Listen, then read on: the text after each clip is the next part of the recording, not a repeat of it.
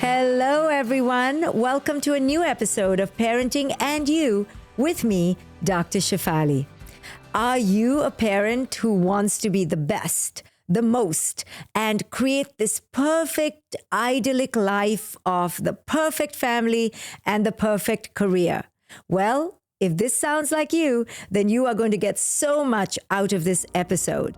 Coming up next, a mother who wants to know how she can maintain her connection with her 4 children when she's out of town for work.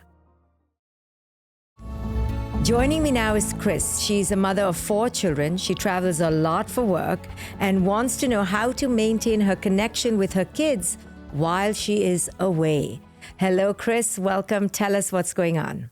Hi, thanks so much for having me. I'm really eager to learn all about how I can kind of navigate this situation with my kids.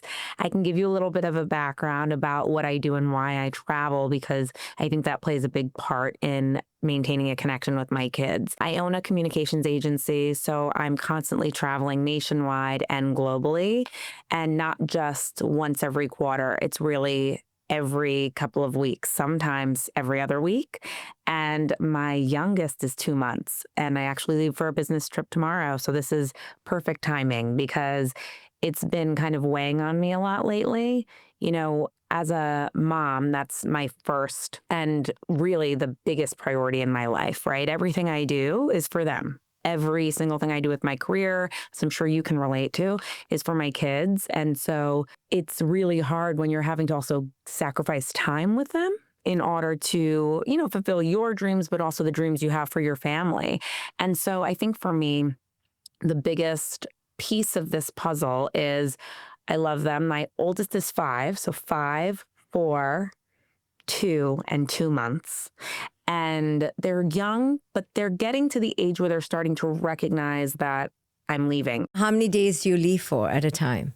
So it depends. Anywhere from 3 is typically the shortest to about 5. I try not to ever go past 5 or 6 days. Or if that's the case, I try to bring them along with me with my husband. So we really try to accommodate the lifestyle I have because I'm growing a company and, it's really, really important to me. But at the same time, I want them to know that they're important to me and that nothing takes precedent over them. And how many times is it your husband looking after them when you're gone, or how many times is it somebody else looking after them when you're gone? So my husband really holds down the fort. He's amazing, but he also works. So we have a live-in au pair during the day who is such a big part of our support system. And then both of our parents live about 5 minutes away. So we really have kind of a big village that's supporting them. My sister is close by with her kids. And so they do have a lot of kind of connection with family when I'm gone. And that is extremely helpful. But it's always kind of like the Where Is Mommy show. So, and there's not a lot of resources for working women who are really the primary caregiver, but also the primary breadwinner to figure out how to navigate that role in their family. Yeah, well, I really empathize with you. I feel you. I understand the push and pull, the conflict. It's really hard to have a child 2 months old. It's really hard for them to understand that mommy needs to go. They don't understand. Even the 5-year-old may not understand. And they do need a kind of maternal, consistent caregiver, preferably the mother. So all I can say is, you're going to have to work through your difficult feelings because they are not going to understand. They are going to miss you. They are going to pull at your heartstrings. The 2-month-old and the 2-year-old actually are missing your function, like the function of the mother. It's not about missing you necessarily as in like, oh, I wish my mother was there at my gymnastics game. They're actually missing a function, a biological need to be near their mother. They need your body. They need your voice. Now, it could be your mother or a very consistent, loving caregiver who is going to be with them for a long time. But they need that figure. It's a function that children need to have fulfilled developmentally, psychologically, biologically. So not having that, especially for the 2-month-old or the 2-year-old, is going to create a compensation in their psychology, whether you like it or not. Now, how they compensate, yet to see. They could compensate amazingly, or they could really be missing that. I'm not going to lie to you. It is something that they need that they're not getting. Now, it could be, again, your mother can give it, an auntie can give it. I don't know about the au pair. She is, after all, a hired help. So if she's amazing and is going to be there for the next 5 years, maybe she's perfect. So now, given that, I don't want you to feel extra burdened. What can we do? Well, we can make up for it through your partner. Your partner can be very consistent and very available. But 2-month-old and 2-year-olds need a mother, okay? Mother figure, okay? I'm just saying. So if your husband can fill in, I'm saying that's okay. So you can be very consistent with your husband filling in, and they can have that surrogacy. Number 2, when you come back, you can be super turned on, supercharged, super present, and then really lean on your community. These are the only ways you can compensate. It will be a compensation. It will not be a replacement. So I'm not trying to make you more guilty. I'm just saying it like it is. No, it's appreciated because it is true. And I think being able to be present when I'm back home is an important piece of this puzzle because as you know, it's when you live a busy lifestyle, sometimes the phone is ringing and you're answering emails. Yes. And working mothers have such a burden, especially if you are the financial primary contributor. So, you are carrying a lot on your body. Also, your super achievement has made you have 4 children. Like you couldn't just stop at 2, even 3. You're like, no, let's have a real team here. So this is part of your nature. Yeah. You're very driven. You're very, competent, and you're very loving. So I feel for you. You want it all. But guess what? We cannot have it all. So I'm here as woman to woman, also a successful entrepreneur, here to tell you, you're going to have to make choices, and they're going to be hard choices. And number 3, they're going to be consequences for your choices. I've had to pay them. You're going to have to pay them. I'm just talking to you like an equal.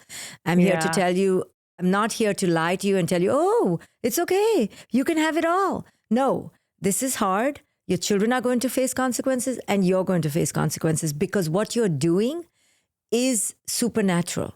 You are trying to go into the orbit of a godlike figure. To have 4 children and a super successful company and just be one person, now you're thinking you're God. You're not God. You are going to collapse. You're going to be exhausted. Your children are going to feel it. Your marriage is going to have consequences because we were not designed to do it all.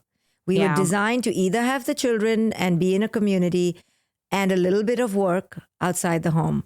But this kind of work that you're trying to do, be the CEO of a very successful company and build a business, and 4 children. I have 1 child, okay? See how I compensated? I gave up having more children, right? Because something has to give. Yeah. So I'm begging you to please take it very easy on yourself because you are trying to do too much. In 5 or 10 years, you may burn out. So I'm just here to wake you up and remind you, you are just one person who's trying to do too much. And bravo to you. You are capable. I am not capable. I was not barely capable with 1 child. So you're trying to do so much. Please be easy with yourself. And please, maybe let go of something. And let me tell the listeners, it is early in the morning. It's not even 8 o'clock. And this woman is looking like a supermodel, okay? She's got jewelry on. She looks impeccable. So this is the syndrome of a very perfectionistic, highly competent, super amazing, super empathic woman. Let me tell you, the burnout rate for women like you is at an all-time high. Yeah, I'm sure it is. Like you see the track, right? You can kind of feel it happening. And I have a girl, boy, and my kids, I want them to see that you can build the life you want. And yet, at what cost, right? And I think that's the biggest thing. Like everything you're saying is really resonating with me. I'm like, oh, I'm going to cry. But and also I'm still hormonal because I'm nursing. And I'm like, you have to pack up the milk and make sure it's frozen. Okay, I have this much. And, oh my goodness. And you're bringing the cooler. And I leave for a business trip tomorrow. And that kicks off like 5 back-to-back business trips. We have like a Disney trip planned in between that. So I'm trying to like build my life around it. But you're right. I think it's such a series of these trade-offs. And I never want to trade off my kids' feelings. I never want to trade off what they become because of something that maybe I didn't recognize. I want to be really cognizant about it now because, to your point, I chose to have 4 kids, right? Like I wanted this big family. And yet, I love my business. I love my agency. I love my clients. And that feels like another child for me.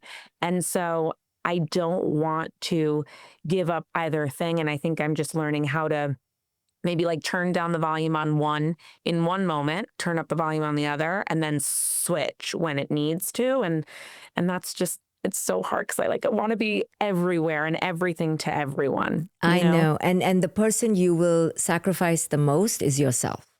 Yeah. So in all of this, we cannot forget that you exist and you need to be 10 children to yourself first. And if your cylinders are on empty, none of this is going to work. And I'm just here to tell you that the days you feel tired, the days you feel guilty, the days you feel frustrated, exhausted, there's a reason for it. You're not doing good enough. It's because you're doing too much. So just remember that the next time you're falling apart, or you allow yourself to fall apart, or life makes you fall apart. You know, Dr. Shefali said, it's not because of me not doing enough. It's because I really took on too much. And now where can I, pare down? Where can I ease off? The moment is going to come. It's just too early because you're just too competent. Another person would have had a breakdown already. You see, you are your own worst enemy in a way because you are so competent. You can keep doing things, but there will be a cost, and the cost will really be to your own physical and mental well-being. So when that time comes, and it may be a good thing that it comes, not a bad thing, because we want you to relax. We want you to not do so much, that you will be easy on yourself, not hard. Not feel worse, not feel shame or guilt, and go, you know what? I've reached my tipping point and it was bound to happen. And now I need to be kind to myself. I know someone like you will look at it as a failure. And I'm just here to, buffer that and remind you what you're doing even to tomorrow, to leave by freezing or, refrigerating your breast milk and taking care of 3 other children and then going for a 5-day business trip and then a Disney trip in between is on the level of crazy insanity, okay? I'm just trying to be kind to you. I know. What are you doing? What kind of life are you trying to live? This is only because you're super competent, but your body and your mind can only hold so much. So with the loving embrace of a sister, I'm here to tell you, you are doing too much. You want to be the mostest and the greatest. And there's a delusion there. There's a little bit of a godlike superiority there. Fantastic. You are amazing. You really are. But it's just unhuman to do so much. It's not in our human capacity to do it all well. So when you fall apart, you'll know why. It's not because you're not amazing or your children are failures. It's because you just put too much on your plate. So kudos to you. I would encourage you to re-examine your life a little bit and understand it's not so much that you want to do it all. It's because your personality wants it all. Wanting to do it all is a human personality, but your particular personality and your ego mask in the world is to grab at everything. And that is also a compensation against being ordinary. You want to be super extraordinary. Being ordinary is a thing for you, and it's a pain point for you from your childhood. Yeah, it's definitely a generational. I'm starting to crack the surface of why, and I'm starting to realize it's definitely. I'm an older sister, they're of 4 kids. Oh, there you go. There is this deeper work, and I'm so lucky to have my life partner, my husband, who's amazing, and he encourages me, and he's there for me, and he's always cheering me on. But also, I feel I'm leaving him with the kids, and he's having to kind of connect all the pieces for them when I'm not there. That's really hard as a parent too, to be kind of by yourself. And there's seasons where I'm busier and seasons where I'm a little bit slower. It depends on the media and all the things that are happening. But at the end of the day, I want him to also feel supported, right? And I want to build this lifestyle and this future with all of them in mind and not with them behind. Yeah, I love that. I think your heart and mind, you're so wise, you're so smart, you're so loving. I just think you're living a little bit of a pattern of overcompensating to make sure you're never ordinary or average. And you need to one day realize that you're just fine, even if you're ordinary. So just keep that in mind. You're too young for this wisdom right now. It will hit you later. But watch this again, and be easy on yourself, because you are a very special superstar. But you are going to burn out at some point, which will be a good thing for someone like you, because hopefully you'll give yourself a few seasons of just ordinary, stillness and being, which you've not done for years, I have on my vision board a picture of me with the kids on the beach. And that's just like something that plays in my head like a movie. Right. I'm like, I think I'm on this beach for a couple of weeks with them, not really looking at my phone. It's like, I see it in the future. Wonderful. And I know it's important to me. Like I feel that, like my heart tugging at that. So it's like, now I just have to build a way to get there and stop like running the rat race all the time. Yes. It's hard, you juggle kind of passion and family. Yeah, and it's okay to have passion and family. It's to the degree, and you are the mostest and the bestest and the extra. So maybe you can just, dim it down. Eventually, your body will do it for you. Don't worry. This is also the folly of youth. So old age just brings it on. So I think you're amazing, and you're going to be just fine. Thank you for being here. Well, thank you so much. I appreciate you and your time, and I value your expertise so much. And you're absolutely right. And I'm going to rewatch this in all of my times of need where I need to slow down. Thank you so much. Wow, that was some story, wasn't it? I mean, I just felt for Chris. I feel for all working mothers, because there is a price we have to pay. We mothers of many children, especially, were not designed to also take on very busy, high achieving, highly stressful corporate jobs, right? So this is not how we used to live in our ancestral tribes. Life was much simpler, and now we've kind of overcomplicated things, and there is a price to pay. And the greatest price, as I told Chris, is that she will have to sacrifice her own well-being, right? We cannot forget ourselves and our own mental strength, our own mental capacities, our own physical rest and well-being in all of this. And eventually we will burn out, because there's only so much we can do. So I just send a huge, big, compassionate heart to all working mothers who feel the guilt, who feel the burden, who want to keep up with their passions, that it's not easy. You heard me with Chris. I was speechless in the first few minutes, because what can I say?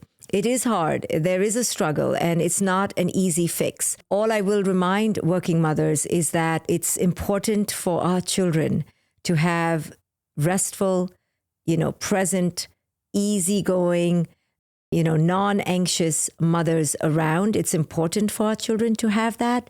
They did not ask for us to be super achieving and super successful. They just want us to be present for them, especially in their early years. And if they don't get that, they will compensate in some way. They may do it beautifully, or they may not, but there will be a compensation. So just to be mindful of that as a working mother, and just be easy and compassionate with yourself if you do burn out, because it wouldn't be because you're not doing enough. It would be because you're doing too much. Coming up next, a mother who wants help with her blended family of 8 kids. We're now going to meet Christina, a mother of a blended family of 8 children. She wants help making the kids one cohesive family unit. Hi, Christina, you have your hands full. Yes, I do. And I'm very grateful that they're very full. Awesome. So what's the issue? So I'm wondering if I can get your insights on what a healthy, cohesive family looks like, especially in a family that's blended, and what that looks like, that healthy emotional bonding. Mm-hmm. How long have you guys been together in this kind of way? So I was married for 14 years and I had 6 children, and then was single for a short period and then got remarried. And so I've been remarried for about almost 5 years. Wow. And we've introduced 2 more children, making the brood of children to be 8. The oldest has now gone off to write his own life story, but we have 7 children living in our house from age 18 all the way down to almost 2. Okay, awesome. So the positive thing here is that they are all your biological children. So that makes things a lot easier. But the thing that could be a challenge is for the first group and the second group to kind of bond Yes. and the partner to bond. Yes, exactly.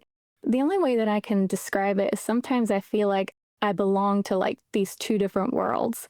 So I have like my family and the culture that we kind of built together for that first like 14 years. And then this like new family and this new culture with different styles of parenting and a different culture, that we're trying to build together. And do the older kids resent that or have a problem with the new culture? No, I think there's just an adjustment there. And there's also just a little complication with the sixth oldest have their biological father. So the four oldest of those six do not have a relationship with their biological father, but the two youngest of those first six do. So there's like this group, then that group, and then the new two I'm introducing. So I'm just trying to gain your insights on how do I, as a mother of all these children belonging to all these different worlds, bring it in together to be one cohesive family, that emotional bonding that has happened between all of my children. But how do I have that family bonding as we're building this new reality together? Yeah, I think, you're doing a great job, obviously. And this idea of family may be just in your head because I think you're already a family. Yeah. What is family? Who can define what that really is? Yes. It's something that you cannot dictate to your children. It's something that you cannot implant in your children. It's not something that you can sustain beyond your own life. They are going to figure this out based on their temperament, their connections, their life situations. So I would let go of thinking of a big macro unit. And I don't even know how you're up here this early in the morning with me, with 8 children dependent on you, at least 7. Obviously, you're doing a great job. You need to just focus on meeting the emotional needs to the best ability you can, and you being present as best as you can. And of course, creating some universal structures like annual vacation, annual Thanksgiving, some weekly dinners. Yes. I wouldn't push the together too much because you will go crazy. Yes. So you let it flow. Family is something that is energetically experienced as a sense. It isn't created by the rituals. Rituals help, but it's more created by the bonding that develops over time. What is the source of that connection? Like, I look for it throughout my day. I'm very intentional on looking for those moments of connection. So I try to enter into and be present. If this person just walked in the room and I'm probably not going to see that person because they're going off to work. So I want to be intentional about being present to that person and having this connective moment. But is that enough to sustain that relationship? Just looking for those connective moments. I mean, the fact that you're even looking for connection and those moments is just a testament to your consciousness. That is the first step. Look for it. Capitalize on it, build on it, be present for it, take it, embrace it. Whether it'll be sustainable or will last, even beyond them being outside your house is yet to be seen. I wouldn't worry about that. I wouldn't worry about sustainability. I wouldn't worry about a family unit. I would worry about, am I showing up to the best ability I can and creating some opportunities for togetherness the best ability I can. That is all you can do. Are you available? Are you creating safe spaces? Are you being easygoing and present and receiving of their energy? If you are doing that, that's all you can do. Don't overcomplicate it and try to make sure that they have a sense of connection with each other. But I'm really good at overcomplicating things. I can see. You seem to thrive on overcomplication. Yes. But you can manage it because you're so competent and you're so aware and you're so empathic. You're a superstar. But the thing, again, I will just remind you and all women who take on too much is that you need to take care of you. Yeah. Where are you in all of this? And are you feeding yourself and are you allowing yourself to be average and ordinary? And are you connecting with yourself? Yes. Are you resting? I just can't even imagine somebody taking care of 8 children. How do you even keep their names in your mind, right? So I do. I'm very intentional on my self-care. I had to learn that the hard way. I have a rhythm to my week, a rhythm to my day, where I'm feeding myself spiritually, physically, emotionally, so that I have something to give. And when I feel like I'm at that deficit, I do take that time away. I get in the car, I drive away for 2 hours, and I just sit there and I just spend that time connecting with myself so that when I come back, I can have something to give. I can be present and be able to seek that connection and, like you said, capitalize on it. But I love what you said earlier, going back to what you said earlier about the letting go, because that is what I feel like I have a death grip hold on, is that I have this picture of what this Norman Rockwell painting of what family is supposed to be. And I'm like, I'm going to make this happen. I'm going to move heaven and earth to orchestrate it, but I don't need to. And I love how you said that reminder of just letting go and letting it just unfold in front of me and kind of stepping back and just witnessing the beauty and the miracle of what is being built right before my eyes, which, makes me just want to, cry because it's just so beautiful. It's so breathtaking sometimes to see how something that was so broken could be restored to something new, a new reality. isn't that amazing? It's amazing. It just blows my mind because I never thought, when I was in like the throes of my divorce, I was at that so low of loss and grief and pain and agony that this today could be my reality, to have a faithful, loving partner and to have blessed with 2 more children, to be able to have all these 8 children. And it was really beautiful because at one of my birthday dinners, my oldest son he's 19 now, my oldest son of all these 8 kids, we always go around on our birthdays and say what we love about the person. Even the person whose birthday it is, they have to say something they love about themselves too. And he said, I love that you keep us together. It's like, I felt like, in a sense in that moment, I was blown away by that. And I had to take some time and space around that to think the mother, just the beauty of the mother that kept all these kids together during all this turmoil. But then I released them and let them go, and I hope that the seeds that I planted in their lives and in their hearts of that value and the ways that they come back together and the bonds that they have with each other, that I played a part in that. And it's very humbling. Yeah, well, you are just so wise. You're teaching us all right now. And you are so on point that this vision is what traps us. You are actually living even better than that painting. You are actually a testament and an emblem of what goes behind that painting, not just how it looks on the surface. Yeah. And the fact that you have stayed together despite the earthquakes and the tremors of your life, it is actually a proof of what you think you need to create. You already have it. Yes. It's ready before my face. But you're trying to piece it all together so it can be in a static painting that you can put up in a museum. But it's actually happening in all these dynamic little moments.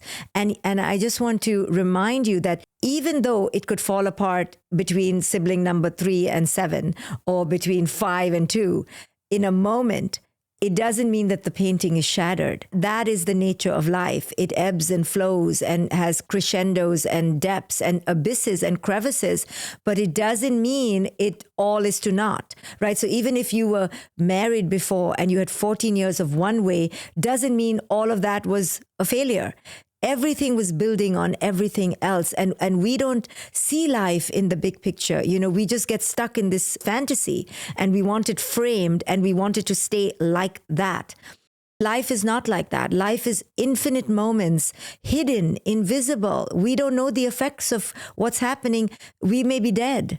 So don't cling on to what it will look like or what it should look like, but actually allowing, like you said, the magic to unfold. It is magical because it's so invisible and mysterious. We cannot dictate to our children how they should feel about each other or how they should look at family. All we can control, and you know this better than anyone, is how you show up. And you are doing that. So let go. If only 2 children want to come back for Thanksgiving and 8 of them and the rest of them never show up as a unit of 8, that's okay. Yes. So I know you're going to be disappointed if something like that happens, but that doesn't mean that it wasn't a beautiful family, because family is multi-interpretive and subject to infinite nuance. And our rigidity will make us feel like failures. It's your rigidity that's causing all these questions because you think it should look like that painting. But it actually is already happening in front of your I think eyes. what I cling on to is just that I want it to be good all the time. Yes. And so what I'm learning is that rupture and that repair, that life is part of those ruptures that happen within family. And then the beauty and the miracle that happens in the repair. But it's that rupture. I grew up in an alcoholic home. And so I come with, I bring that into the fold. Yes. And so those ruptures, bring me back to that little childhood state where I'm like, oh no. And it feels so big and loud and overwhelming. It does. It does. But in that repair, I'm learning that, relationships aren't always good all the time. Yes. With my children, with whatever relationship it is. But working towards that repair, that is the work that builds on the relationship to make it more deep and abiding. But in that space, in that rupture, that's where I can get lost a little. We all can. We all can. So when the earth ruptures and there's a crevice, we think it's going to swallow us in the abyss. Yes. But we need to develop the awareness that ruptures actually allow us the resilience and the grit to find an even higher mountain to be able to ascend. Yes. If we didn't have ruptures in life, we would be so fragile. We would be incapable, right? So go back to how our ancestors lived for 250,000 years before the Industrial Revolution, before the Agricultural Revolution. They had ruptures every day. They couldn't find water. They couldn't find game. They find berries. They lived in the elements. There was rupture, but they became more resilient and they conquered so many fears every single day. So if they could live with the bare minimum, right? Your children living with all this material abundance will become fragile if they don't have some emotional discomfort, right? So emotional discomfort, especially in the modern world, is necessary for our children. Mm-hmm. And we think because of our traumas that perfection is what will create resilience. Perfection creates fragility. We should create artificial ruptures if our children don't have them, because they will not learn how to wait, how to be patient, how to tolerate boredom, how to be uncomfortable. It's so hard, though, to stand in that space of allowing, like as a mother, right? Because you're so protective of your children. It's so hard to stand in that space of watching your children be uncomfortable. Yes. But I've learned that standing in my own discomfort and staying in that space has allowed me that ability to tolerate it. Yes. When I have to let go and allow them to feel the discomfort of life. Yes. To feel the pain of it. Yes. And guide and be there and be empathetic, but allow that process to be worked out in their life because it's bringing them to a new and profound reality. Yes. But I love that resilience that you pointed out,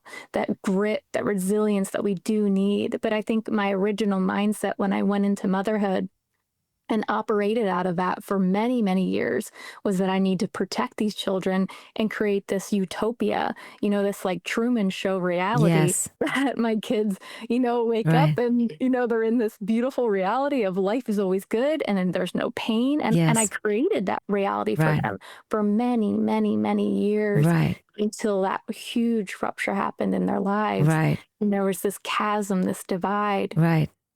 And they built a lot of resilience. So they're the people that their friends go to when they're going through hard stuff. Because they needed to the other side of pain. Exactly. But it's hard for mothers, Yes. And, the other day I asked my daughter, what did she learn from my divorce? And she said, I learned resilience and built my character. So ask your children what they've learned from this, and maybe that'll ease you, that you'll be like, oh my goodness, they are an encyclopedia, a treasure of so much valuable power now because of the hardship. Yes.